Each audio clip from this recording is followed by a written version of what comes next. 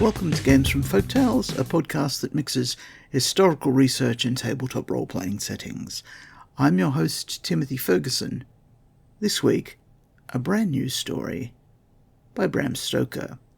Before he wrote Dracula, Bram Stoker sent one of his stories to a news magazine, and it was lost until slightly earlier this year. Ben Tucker from LibriVox has recorded it into the public domain. Before I hand you over to Ben, my usual promise of stats eventually, in this case a tiny infernal dragon, and my suggestion that the narrator could be a very strange companion. But your saga may vary.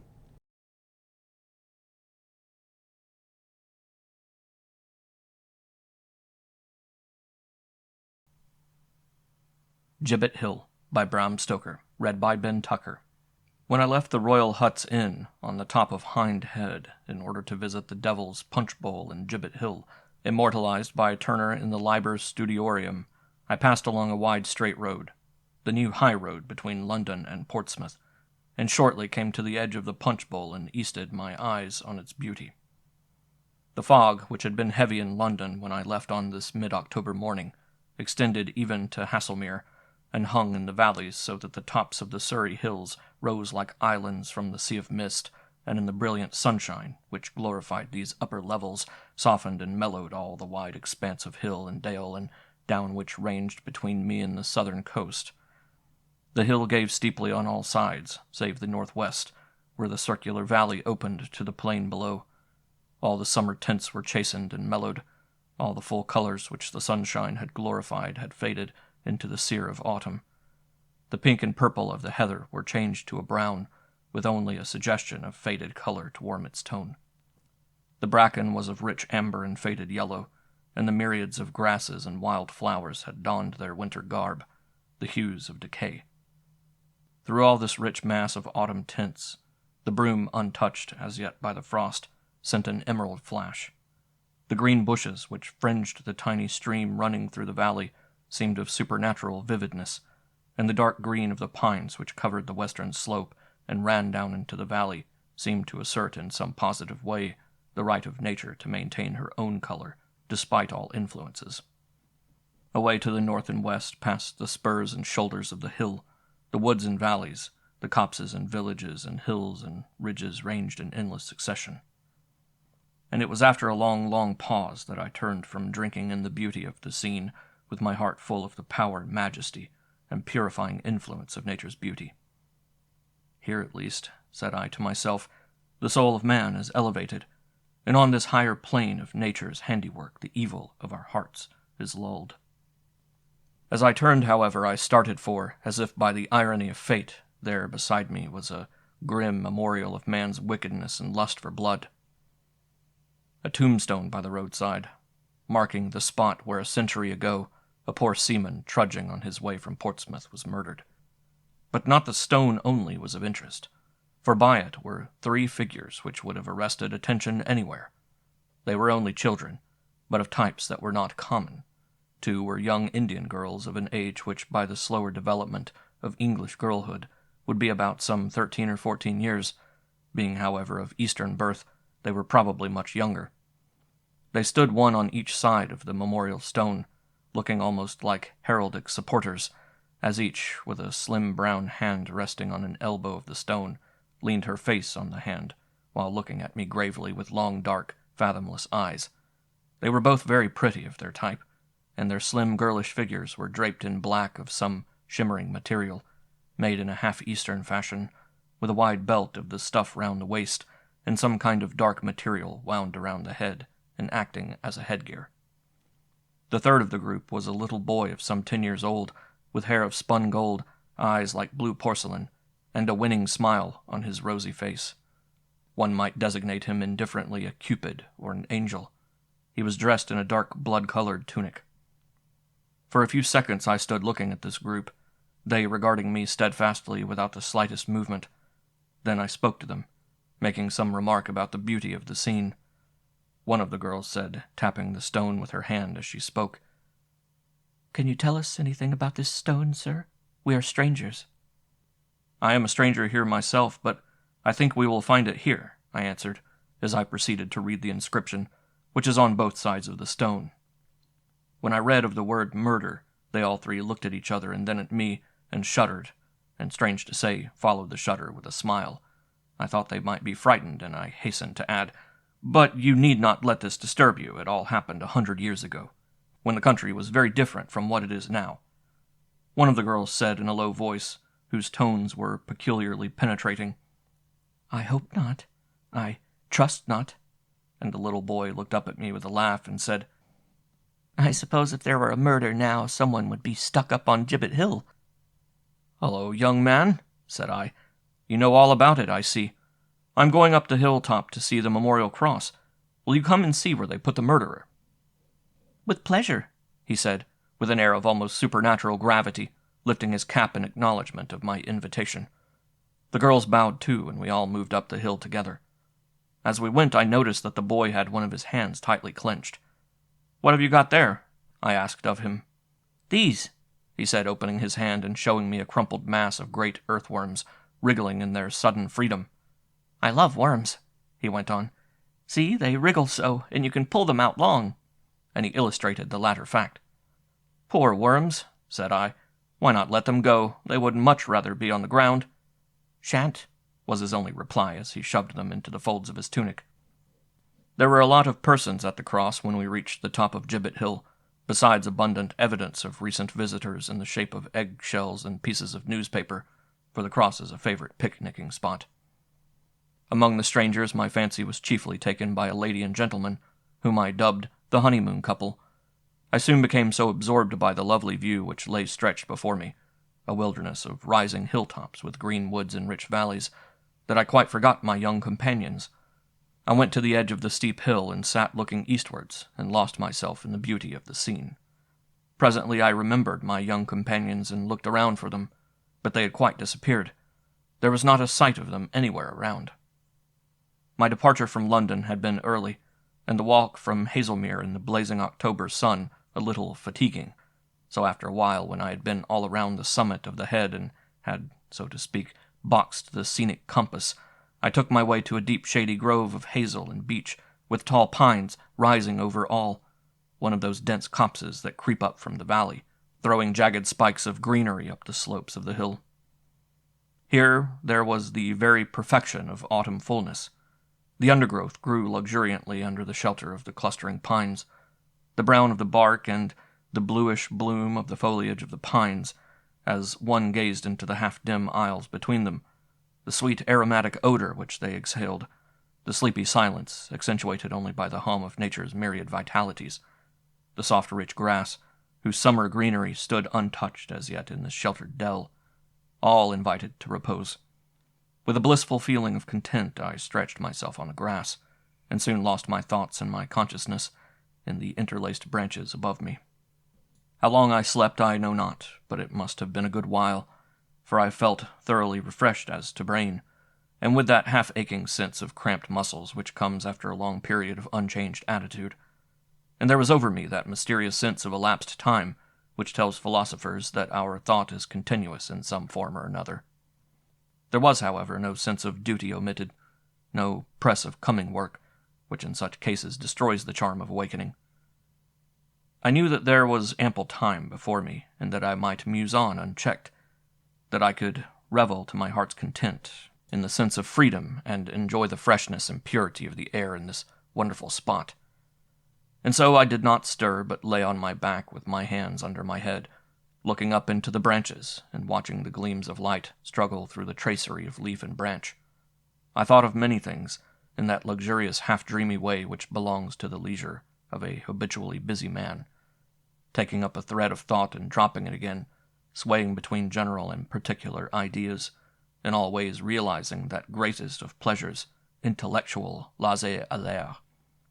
There was in the air the same faint hum of varied sounds which had at first lulled me to sleep, but somehow the volume was richer than before, more full and satisfying to the ear, and with a special significance, as if not only all nature was speaking, but that there was some one voice amongst the myriad more potent than the rest. I listened with a growing interest, and the sound seemed to take a more definite place amongst nature's harmonies. It was not as if it grew in loudness, but merely as if the vibrations accumulated, coming in waves more quickly than they could die away. Gradually all the other noises seemed to die away, and I heard only this one sound. It seemed to be closer and closer as I began to distinguish more clearly, until I shortly came to the conclusion that its source was separated from me by only some score of yards. Then I began to be able to analyze it a little. In general effect, it was like a sort of musical, muffled corncrake.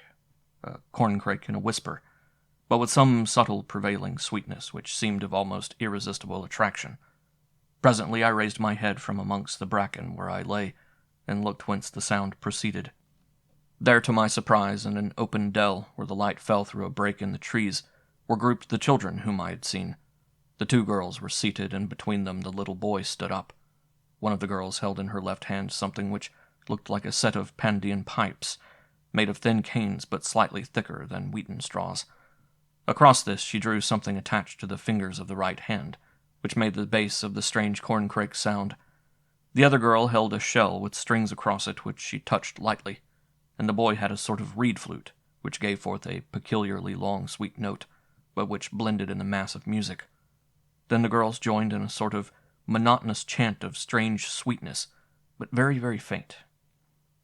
They were all 3 looking well to one side of me. By and by the girls stood up. They all turned slightly, and I could see that they were evidently turning slowly in a complete circle, as though seeking in every direction around them. As they began to face my direction, I sank down again into the bracken, so that they might not see me, for the affair began to absorb my interest. I took care, however, to peep through the fronds of the bracken, and see all that went on. A very short time elapsed before my attention was diverted, and in not the most pleasant of ways. Hearing a stir and rustle among the dead leaves beside me, I looked round, and almost jumped to my feet, for there close by and approaching closer was a large snake of the blind-worn species. It came straight towards me, and actually passed over my feet. I did not stir, and it went on, heeding me no more than if I had been a log of wood, and wriggled away toward the group in the sunlit glade. It was evidently attracted by the strange weird music, and as this was my first actual experience of serpent charming, my interest grew, and I watched the little party more closely than before. They went on with their music, and the snake approached closer and closer, till at the feet of the fair-haired child it stopped, and curling itself into a spiral, raised its head and began to hiss. The boy looked down, and the girls turned their eyes towards him, but the music did not stop for a moment. On the contrary, it grew something quicker. Then the snake twined itself around the child's ankle and began to climb its way up his body, wriggling round and round his leg and thigh, and up, till at last it crawled along the arm that held the flute. Then suddenly the music stopped. The 2 girls stood up, and the boy stretched out his arm with the snake wound around it, with his hand stretched out wide open, the palm upwards. The snake remained perfectly still, as if transformed into stone. Then the girls took hands and circled slowly around the boy, uttering a low, whispering, mysterious chant, something the same as the earlier one, but this time in decrescendo as compared with the former crescendo, and in a minor key. This went on for quite 2 or 3 minutes.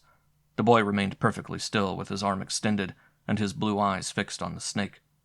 Then the latter raised its head slightly, and seemed to follow with it the movements of the circling girls. They continued their slow movement, round and round, the snake's movements being more and more pronounced with each revolution, till presently it was boldly turning, like the automatic motion of a firework, around the boy's arm. Gradually the motion of the girls got slower, and that of the snake correspondingly less, till presently the girls' movement and the low crooning music, which had never stopped, died away altogether, and the snake hung, a dead mass as limp as a piece of string, across the boy's hand. The boy never moved, but the girls let go each other's hands, and one of them, who had stopped just in front of the boy, took the snake by head and tail and seemed to gently pull it out straight. When she let it go, it lay across the boy's hand as stiff as a piece of wood. There was something uncanny about this, which recalled to me recollections of a man whom I had once seen in a cataleptic fit, and whose body retained any position into which it was put, no matter how grotesque or how uncomfortable or strained. The snake seemed to be under some similar condition, and with strange curiosity I awaited the next development. The boy continued impassive, his hand still stretched out, and the snake resting across it. The girls stood a little in front of and on either side of him so that the outstretched hand was midway between them. Then began some questioning between them in a language which I presumed to be some form of Indian, but which I did not understand. Both voices were sweet with a peculiar penetrating power, but one of them I seemed instinctively to fear, although it was the sweeter and softer of the two. Somehow, and the idea was quite spontaneous, it seemed to suggest murder. From the tones and inflections of the voices I gathered that all utterances were put in the form of questions, a supposition shortly confirmed in a strange way, for the answers were given by the rigid snake. When each girl in turn had had her say, and they suggested positive and negative in their tones, the snake would slowly turn around like the needle in a compass and point its head to either one. The sweeter voice seemed to be the positive, and the other the negative in the inquiry. And in all the earlier questions the snake, after turning slowly round, remained with its head towards the negative. This first seemed to disturb and then annoy the positive inquirer, and her voice grew more deadly sweet and penetrating until it made me shudder. Then she seemed to get more and more enraged, for her eyes gleamed with a dark, unholy light, and at the last came her question in a keen, thrilling whisper. For answer, the snake then spun round quicker and quicker, and suddenly came to a dead stop in front of the other girl. The disappointed one gave one fierce, short, sharp sound like a dog's bark, whilst a look of deadly malice swept over her face, and then passed away, leaving it as serene as before. At the same instant the rigidity of the snake collapsed, and it hung for an instant as limp as before, and then slipped to the ground, and lay there, all in a heap without motion, as if dead. The boy started as though from sleep to waking, and began to laugh. The girls joined in the cachinnation, and in an instant the glade, which had seemed so weird, grew instinct with laughter as the children chased each other into the recesses of the wood and disappeared from view. Then I rose up from the bracken where I lay. I could hardly believe my eyes, and thought that I must have been sleeping, and have dreamed it all. But there lay the seemingly dead snake before me as a palpable evidence that I had beheld a reality. The sun was far in the west when I had finished my stroll through the laneways and copses upon the Whitley side of Hindhead, and found myself once more at its highest point on Gibbet Hill.